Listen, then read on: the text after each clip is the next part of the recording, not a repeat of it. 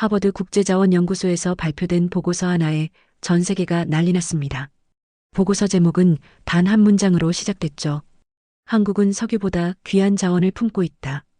처음 이 문장을 본 사람들 대부분은 믿지 않았습니다. 한국은 석유가 나지 않는 나라였고 중동이나 러시아처럼 광활한 자원지대를 가진 것도 아니었으니까요.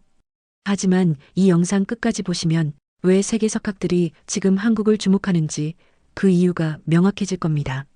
내용 시작하기 전에 구독과 좋아요 한 번씩 부탁드리겠습니다. 이어서 본격적인 이야기 시작하겠습니다. 발표가 시작되자 하버드 강의실은 이내 정적에 휩싸였습니다. 한중동 출신 교수가 조용히 손을 들었습니다.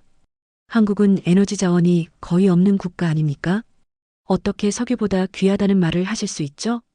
그 말에 고개를 끄덕이는 청중들. 그들 역시 마찬가지 생각을 가지고 있었던 겁니다. 그러자 발표자가 조용히 화면을 넘겼습니다. 첫 번째 슬라이드엔 이렇게 적혀 있었습니다. 메탄 하이드레이트 불타는 얼음, 바닷속 미래 에너지. 이 자원은 아직 전 세계적으로 상용화가 본격적으로 되지 않았지만 지금의 석유를 대체할 수 있을 만큼 강력한 에너지 밀도를 지니고 있습니다. 전 세계가 이 자원을 개발하기 위해 경쟁에 뛰어들고 있지만 놀랍게도 한국 동해해역 그 심해 바닥에 이 자원이 세계적인 매장량으로 추정되고 있다는 겁니다. 하버드 연구소는 그 근거로 KIGAM 한국지질자원연구원의 데이터를 인용했습니다. 한국은 2007년 세계에서 5번째로 해양 메탄 하이드레이트 시추에 성공했으며 현재 일본, 미국보다 실제 채굴 안정성 실험에 앞서 있는 유일한 국가라는 것이었죠. 청중들은 조금씩 웅성거리기 시작했습니다. 그럼 한국은 바다에서 에너지를 뽑아낼 수 있다는 겁니까? 한 유럽 청중의 질문에 발표자는 단호하게 답했습니다. 이미 기술적으로 준비되어 있으며 상업화를 위한 로드맵도 수립 중입니다. 그 순간 청중들의 시선이 바뀌기 시작했습니다. 그들은 더 이상 한국을 자원 빈국이라 보지 않았습니다. 그들은 이제 바다를 가진 에너지 강국으로 인식하기 시작했던 것이죠. 그리고 이어진 다음 장면, 발표자는 두 번째 자원을 소개합니다. 그건 바로 고순도 규사. 반도체 칩의 기판, 태양광 패널, 정밀 렌즈 제작에 필수인 고순도 실리카입니다. 이 모래는 전 세계적으로 품귀 현상을 겪고 있고 심지어 일부 국가는 모래 전쟁이라 불릴 만큼 이를 둘러싼 분쟁도 벌어지고 있습니다. 그런데 한국은 이미 자체 정제 기술과 동해안 고품질 규사 매장지를 확보한 상태였습니다. 수입 의존 없이 독립 생산이 가능하다는 것, 그리고 그 기술을 가진 기업이 세계 반도체 공급망의 핵심 기업이란 사실이 공개됐습니다. 청중들 사이에서 다시 한번 탄성이 터졌습니다. 석유는 결국 고갈됩니다. 하지만 이 자원들은 아직 시작조차 되지 않았군요. 발표를 듣던 사우디 대표가 조용히 한마디를 던졌습니다. 자원을 소유한 게 중요한 게 아니었군요. 그걸 볼 줄 아는 눈과 활용할 수 있는 기술이 더 중요했네요. 그렇게 한국은 더 이상 자원이 없는 나라가 아니라 보이지 않던 자원을 기술로 보이게 만든 나라로 인정받기 시작합니다. 하버드 보고서가 발표된 이후 세계 각국의 학자들 사이에서 한 가지 의문이 커지기 시작했습니다. 정말 한국이 석유보다 귀한 자원을 가진 나라라고? 국제에너지포럼, UN 지속가능자원총회, 그리고 세계경제포럼 다보스 현장에서도 한국이 자원 강국으로 재조명되는 분위기에 반감을 드러내는 목소리들이 이어졌죠. 사우디에서 온 한 에너지 전략가는 공개석상에서 이렇게 말했습니다. 한국은 고작해야 수입 기술과 외국 자원에 의존하는 산업국가에 불과합니다. 석유 한 방울 안 나는 나라가 자원 강국이라고요? 그 말에 몇몇 청중은 고개를 끄덕였고 일본에서 온 자원경제학자 역시 거들었습니다. 한국이 보유하고 있다는 메탄 하이드레이트, 그거 아직 상용화되지도 않았잖아요. 있다 해도 쓸 수 없다면 자원이라고 부르기 어렵습니다. 중국 측 대표는 더 노골적이었습니다. 기술은 곧 따라잡히는 법입니다. 자원 없는 나라가 자원을 가진 나라를 넘어설 수는 없죠. 우린 실제 매장량, 규모, 접근성 모두 갖추고 있습니다. 이처럼 한국을 둘러싼 회의적인 시선은 그저 질투가 아니라 합리적 반론처럼 보이기도 했습니다. 하지만 문제는 그들이 한국의 자원과 기술에 대해 단편적 정보만 알고 있었다는 점이었습니다. 당시 한국에선 이미 메탄하이드레이트와 고순도 실리카 외에도 히토류, 망간단계, 코발트 등 전략 광물 자원에 대한 심해 탐사가 진행되고 있었고 국가적으로도 2020년대 중반을 목표로 해양자원 독립 전략을 세운 상태였습니다. 이 사실은 발표자에 의해 조목조목 반박됩니다. 한국은 지금 전 세계에서 해양자원 탐사 기술이 가장 앞서 있는 나라 중 하나입니다. 세계 최초로 심해 드릴링을 통한 자원 구조 시뮬레이션을 완성했으며 그 결과에 따라 바다를 국토처럼 측량하고 있는 유일한 국가입니다. 이 말을 듣고도 일부 청중은 고개를 저었습니다. 그러자 발표자는 또 다른 슬라이드를 꺼냅니다. 그 화면엔 이런 문구가 적혀 있었죠. 자원이란 그저 있는 것이 아니라 활용할 수 있어야 한다. 순간 청중의 분위기가 흔들리기 시작합니다. 자원이란 무엇인가에 대한 본질적인 질문이 던져졌고 그 질문 앞에서 일부 학자들은 말문을 닫게 되죠. 중동이 원유를 갖고 있어도 그 기술을 수입하지 않고선 자원을 활용할 수 없듯 한국은 자원이 적다고 평가받았지만 그 자원을 기술력으로 발견하고 시스템으로 가공하며 산업으로 연결해온 국가였던 겁니다. 이때 발표자가 이렇게 덧붙입니다. 한국은 자원이 없는 나라가 아닙니다. 한국은 눈에 보이지 않던 자원을 보이게 만든 나라입니다. 이 문장이 끝나자 청중 사이에 정적이 흘렀고 그 속에서 한 유럽 학자가 조용히 메모를 하며 속삭였습니다. 그동안 우리는 땅만 봤고 이 나라는 바다를 본 거네요. 그날 이후 국제학자들의 시선이 바뀌기 시작했습니다. 단순히 보유량만으로 자원을 논하던 기존 관점에서 활용 능력, 미래성, 기술 연계성으로 시선을 넓히기 시작한 겁니다. 그리고 그 중심에 대한민국이 서 있었습니다. 국제자원 포럼에서 한국의 발표가 끝난 직후 처음엔 비웃던 몇몇 학자들이 조용히 태블릿을 들여다보기 시작했습니다. 왜냐하면 발표자가 마지막에 꺼낸 건 말이 아닌 숫자였기 때문이죠. 한국의 자원은 이미 시장에서 가치를 입증하고 있습니다. 여기 있는 통계가 바로 그 증거입니다. 첫 번째로 소개된 건 메탄 하이드레이트 시추 성공률 세계 1위. KIGAM과 한국해양과학기술원이 발표한 자료에 따르면 한국은 지난 10년간 총 48건의 심해 자원 탐사를 수행했고 그중 37건이 목표 자원층 도달에 성공하며 실제 개발 가능성 면에서 일본, 중국, 인도보다 앞섰다는 평가를 받았습니다. 청중의 표정이 달라지기 시작했죠. 그리고 이어서 공개된 수치는 더욱 충격적이었습니다. 고순도 규사 자립률 94%. 일본은 아직도 60% 이상을 해외 수입에 의존하고 있는 반면 한국은 이미 동해와 남해 연안에서 고순도 규사 확보에 성공했고 이 모래를 정제하는 기술은 삼성과 SK하이닉스 같은 글로벌 반도체 기업의 공급망 핵심 축이 되고 있었던 겁니다. 여기서 발표자는 한 가지 질문을 던졌습니다. 전 세계에서 가장 많은 반도체를 수출하는 나라는 어디일까요? 잠시의 침묵. 그리고 스크린에 올라온 국가 이름 하나. 대한민국. 한국은 세계 반도체 시장 점유율 18%, 특히 디램 분야에선 압도적 1위. 그 기반에는 단지 기술만이 아니라 그 기술을 뒷받침하는 자원 독립성과 정제력이 있다는 설명이 이어졌습니다. 그 순간 회의장에 있던 몇몇 유럽 전문가들의 눈빛이 바뀌었습니다. 한 독일 학자는 이런 말을 남깁니다. 기술은 어느 정도 따라잡을 수 있지만 그 기술을 지탱하는 환경과 인프라는 따라가기 어렵습니다. 한국은 이미 생태계를 갖췄다는 거죠. 실제로 한국은 단지 자원을 발견하는 데서 멈추지 않았습니다. 바다 및 자원의 탐사에서 정제, 가공, 활용까지 전 과정을 자체 기술로 완성한 몇 안 되는 국가 중 하나였던 거죠. 이 기술력은 해외에서도 주목받기 시작합니다. 2023년 유엔 해양개발기구는 한국을 심해 자원 활용 선도국으로 지정했고 미국 MIT 테크놀로지 리뷰는 한국은 바다에서 새로운 실리콘밸리를 만들고 있다고 보도했습니다. 사우디 대표가 다시 입을 엽니다. 자원이 기술을 지배한다 생각했는데 지금 보니 기술이 자원을 재정의하고 있군요. 이쯤 되면 질문이 바뀌기 시작합니다. 한국은 어떻게 이런 걸 가능하게 만든 걸까? 왜 지금껏 주목받지 않았던 거지? 그 이유는 명확했죠. 한국은 스스로를 자원이 없는 나라라 여기며 끊임없이 그 빈자리를 기술로 채워왔고 결국 기술이 눈에 보이지 않던 자원을 드러나게 만든 겁니다. 이 발표가 끝났을 때 처음 한국을 무시하던 일부 학자들은 자리에서 일어나 발표자에게 다가왔습니다. 혹시 이 기술을 공동 연구할 수 있을까요?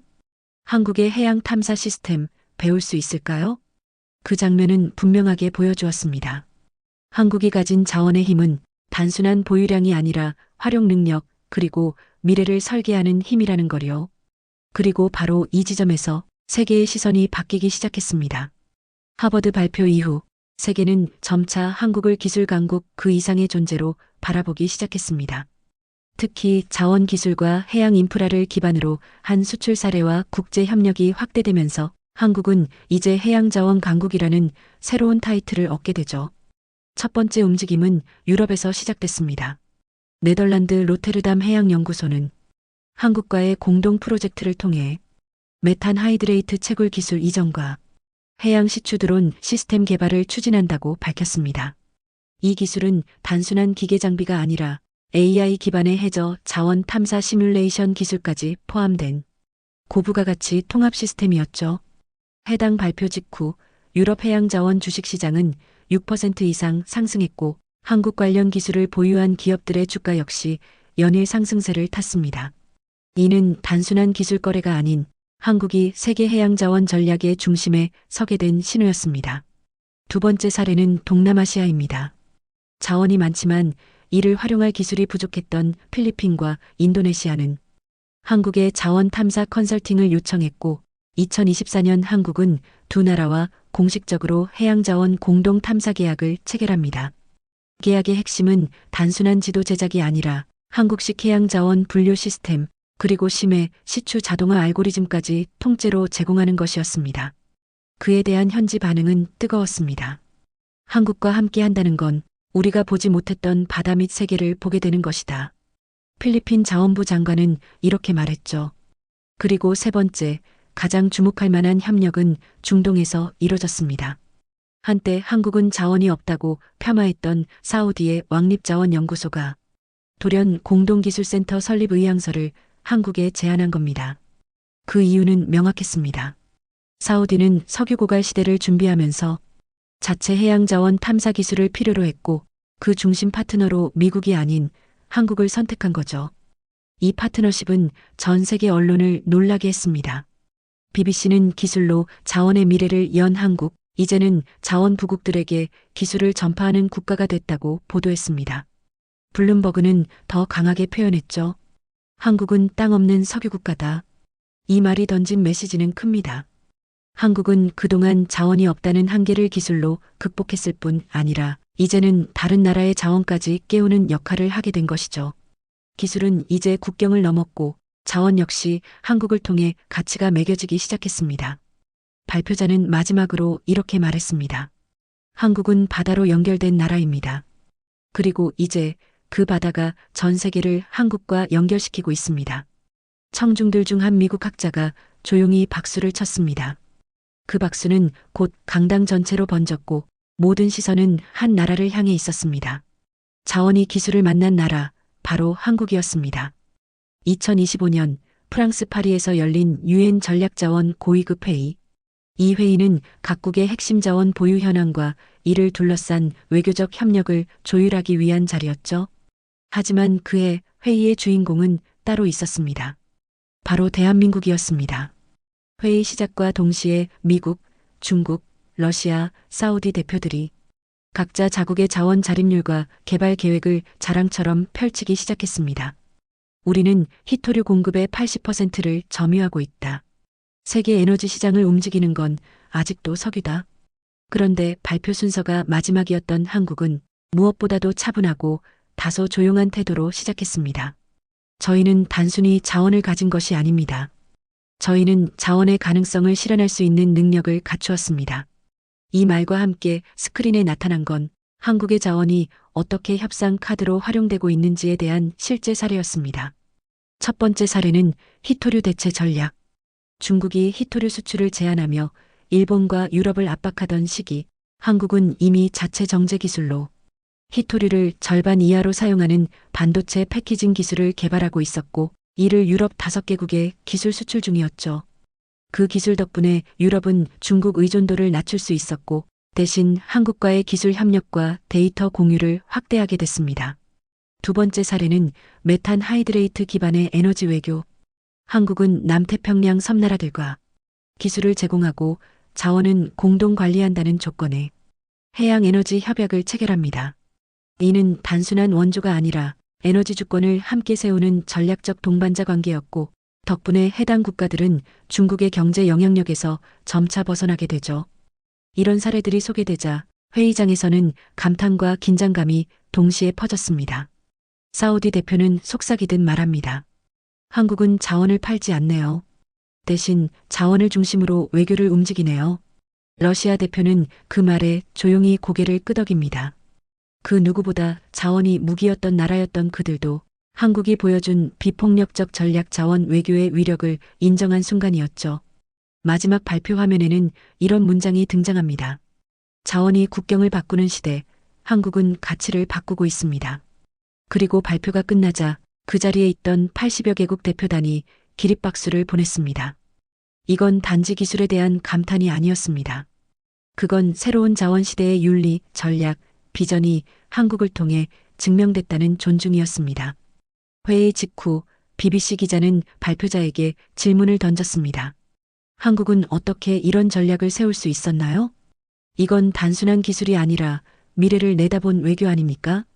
그 질문에 발표자는 이렇게 대답했습니다. 자원이 부족했던 우리는 오히려 자원의 본질에 대해 더 깊이 고민할 수밖에 없었습니다. 그 결과 우리는 자원을 쓰는 방식보다 자원을 바라보는 관점을 먼저 바꿨습니다. 이 대답은 다음 날 전 세계 주요 뉴스 헤드라인을 장식합니다. 한국, 자원 외교의 패러다임을 바꾸다. 에너지 무기화 시대, 가장 조용한 강국의 등장. 유엔 전략자원 회의가 끝나고 한동안 회의장은 조용했습니다. 하지만 시간이 흐르자 각국 언론과 소셜미디어는 한국의 발표와 전략을 극찬하는 기사들로 뒤덮였습니다. 한국은 단순한 기술 국가가 아니었다. 미래 자원을 바라보는 통찰, 그것이 진짜 자산이다. 이제껏 자원이 없다는 편견 속에 묻혀있던 나라가 전 세계의 기준을 바꿔버린 순간이었습니다.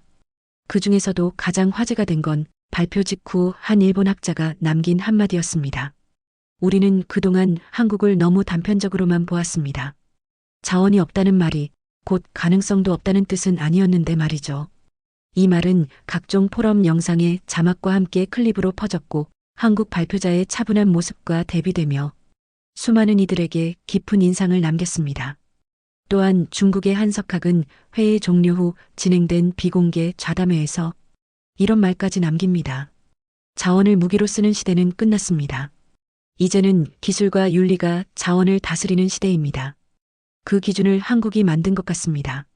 이 말을 들은 발표자는 한동안 아무 말 없이 미소만 지었습니다. 그 장면은 누군가의 핸드폰에 담겨 SNS에 퍼졌고 한국의 미소가 세계를 바꿨다는 해시태그와 함께 전 세계 1억 회 이상의 조회수를 기록하게 됩니다. 그리고 그날 저녁 포럼이 열렸던 스위스 제네바 시내의 한 방송국 스튜디오 CNN 인터내셔널 생방송에 한국 발표자가 초청됩니다. 사회자가 조심스레 질문을 던졌습니다. 자원이 없다는 열등감, 그게 한국에게는 오히려 기회였던 걸까요? 발표자는 고개를 끄덕이며 이렇게 말합니다. 부족함은 채우는 과정 속에서 새로운 가치를 만듭니다. 우린 없었기에 더 치열하게 고민했고 그 고민이 결국 우리만의 길을 만들게 된 거죠. 잠시 정적이 흐른 뒤 사회자가 말합니다. 오늘 전 세계가 한국에게 박수를 보냈습니다. 단지 데이터를 보여줬기 때문이 아니라 진심을 보여줬기 때문입니다. 그 순간 방송 화면 하단엔 수많은 응원 댓글들이 실시간으로 올라오기 시작했죠. 리스펙트 코리어. 기술로 자원의 정의를 바꾼 나라. 이제 한국을 다시 봅니다. 그리고 영상의 마지막 스튜디오를 나서는 한국 발표자의 뒷모습 위로 이런 자막이 떠오릅니다. 보이지 않던 자원을 보이게 만든 나라. 그 나라는 이제 세계의 기준이 되었습니다. 유엔 회의가 끝난 이후 한국 발표자의 한 문장은 전 세계 리더들의 메모장에 남겨졌습니다. 진짜 자원이란 눈에 보이는 것이 아니라 그것을 바라보는 시선에서 시작됩니다. 이 한 문장은 지금까지의 모든 이야기를 요약한 말이었습니다. 석유처럼 타고 금처럼 반짝이고 광물처럼 가치를 매길 수 있어야만 자원일까요? 그렇다면 수백 미터 바닷속에 묻힌 메탄 하이드레이트는 자원이 아니고 데이터를 처리하는 고순도 규사는 그저 모래에 불과할까요? 한국은 그동안 자원이 없다는 이유로 기회에서 제외되고 전략에서 무시당하고 국제협상 테이블에서도 뒤쪽 자리를 차지했습니다. 하지만 한국은 그 불리함 속에서 자원의 본질을 다시 정의했습니다. 자원이란 있는가 없는가의 문제가 아니라 쓸 수 있느냐, 활용할 수 있느냐의 문제라는 것을 오랜 시간에 걸쳐 증명한 겁니다. 그 증거가 바로 심해드릴 기술, 고순도 정제 시스템, 자원 분류 알고리즘, 그리고 협력 중심의 외교 전략이었습니다. 이제 더는 갖고 있는 나라가 중심이 아닙니다. 가치를 만들어내는 나라가 중심입니다. 그리고 한국은 그 중심에서 세계 각국과 손을 맞잡고 미래를 설계하고 있습니다. 이 변화는 단지 에너지 시장의 판도를 바꾸는 것이 아닙니다. 이건 국제정치, 외교, 경제, 그리고 국가의 존재 의미 자체를 재정의하는 움직임이기도 하죠. 전 세계가 주목하는 가운데 하버드대의 한 교수는 이렇게 말했습니다. 우리는 자원이란 단어를 다시 배워야 할지 모릅니다. 그리고 그 교과서는 한국이 될 겁니다. 이 말은 뉴스에도 오르지 않았고 누군가의 강연 영상에 조용히 담겨 퍼졌습니다. 하지만 사람들의 마음속에는 깊이 각인되었죠. 한국은 단지 자원이 풍부한 나라가 아니라 자원의 가치를 아는 나라로 기억되기 시작한 겁니다. 이야기를 들으며 여러분은 어떤 생각이 드셨나요? 어쩌면 이런 질문이 생길지도 모릅니다. 그래서 나는 뭘 해야 할까? 지금까지 한국이 이뤄낸 건 단지 기술의 성과나 외교의 승리가 아니었습니다. 그건 한 나라의 생존 방식이자 모든 개인이 가질 수 있는 사고방식이었죠. 한국은 없다고 포기하지 않았습니다. 없는 것을 탓하지 않고 그 속에서 있는 것을 찾아내는 시선을 길렀고 그 시선은 결국 새로운 가능성을 발굴하는 힘이 되었습니다. 바다 밑에 숨겨진 에너지, 모래 속에 감춰진 기술, 누구도 주목하지 않았던 자원의 가치를 단지 바라보는 눈 하나로 드러내기 시작한 겁니다. 이건 한국만의 이야기가 아닙니다. 누구나 자신의 삶에서 없다고 여겨졌던 것들을 새로운 관점으로 바라본다면 그게 곧 가장 강력한 자원이 될 수 있다는 가능성을 말하고 있는 거죠. 지금 우리가 사는 시대는 단순히 있는 것을 소비하는 시대가 아닙니다. 없던 것을 찾아내고 만들고 의미를 부여하는 사람이 가치를 창조하는 시대입니다. 그렇다면 지금 이 영상을 보고 있는 여러분도 스스로에게 물어봐야 하지 않을까요? 내 안의 자원은 무엇일까? 나는 지금 무엇을 가치 없는 것이라 여기고 있지 않을까? 한국은 없는 것으로 시작했지만 다르게 보는 시선 하나로 세계를 놀라게 했습니다. 그리고 그 시선은 여러분 안에도 있을지 모릅니다. 2035년 전 세계 에너지 시장의 중심은 육지에서 바다로 이동합니다. 석유 매장량은 빠르게 줄어들고 기존의 자원 중심국들은 공급 불안정과 경제 침체를 겪고 있죠. 그 속에서 가장 안정적인 공급을 유지하고 있는 나라, 바다를 통해 새로운 에너지를 만들어내는 나라, 그 중심에 대한민국이 있습니다. 이미 동해 해역에서의 메탄 하이드레이트 시범 채굴은 에너지 자립률을 65% 이상 끌어올렸고 남해와 서해의 고순도 규사 정제소는 세계 반도체 기업들의 핵심 파트너로 자리 잡습니다. 이 모든 변화는 단지 산업의 흐름을 바꾼 게 아닙니다. 국제 질서의 재편으로 이어졌습니다. 이전까지는 자원을 갖춘 국가들이 협상의 우위에 있었지만 이제는 자원을 효율적으로 개발하고 공유할 수 있는 국가가 중심이 된 것이죠. 그 중심축은 한국이었습니다. 아시아와 유럽, 중동을 잇는 해양에너지 허브가 부산에 들어서고 글로벌 해양자원 협약의 주도국으로 한국이 서명합니다. 유엔은 2040년 공식적으로 한국을 지속가능자원국가 모델로 지정하며 개도국을 대상으로 한 자원기술교육 네트워크의 본부를 서울에 유치합니다. 이 모든 변화가 가능했던 이유는 단 하나였습니다. 한국이 자원을 바라보는 방식이 달랐기 때문이죠. 자원을 가진다는 건 단지 그것을 파내는 게 아니라 그것이 가진 의미와 미래의 가치를 보는 눈을 갖는 것. 그리고 그 눈은 기술과 인재, 철학과 전략, 그리고 미래에 대한 집념 위에서 만들어진 겁니다. 세계는 지금 다시 자원을 논의하기 시작했습니다. 하지만 이제 자원의 양이 아니라 자원을 중심으로 무엇을 이룰 수 있느냐가 기준이 됩니다. 그 질문 앞에 누구보다 선명한 답을 내놓은 나라. 그 나라의 이름이 조용히 그러나 단단하게 불리고 있습니다. 대한민국. 한때 한국은 자원이 없다는 말로 모든 것을 시작했습니다.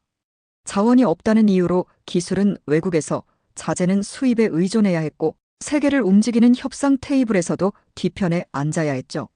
하지만 그 나라는 그 한계를 자기만의 방식으로 돌파하기 시작했습니다. 보이지 않는 바다를 깊이 들여다보았고, 그 안에서 세계가 보지 못한 자원을 발견했습니다. 모래 한 줌을 과학으로 바꾸고 에너지 한 방울을 윤리로 풀어냈으며 기술과 철학을 무기로 국제 질서를 설계하는 나라가 되었죠. 한국이 보여준 건 단순한 기술력이나 자원 수치가 아니었습니다. 있는 것을 쓰는 나라에서, 없는 것에서 의미를 찾는 나라로의 진화. 그 진화는 우리에게 아주 중요한 사실을 다시 일깨워줍니다. 진짜 자원은 땅 속에 있는 게 아니라 사람 속에 있다는 것. 한국이 가진 가장 귀한 자원은 바로 그 시선, 그리고 그 시선을 가진 사람들이었습니다. 세계가 한국을 주목한 이유는 단지 자원을 보유했기 때문이 아닙니다.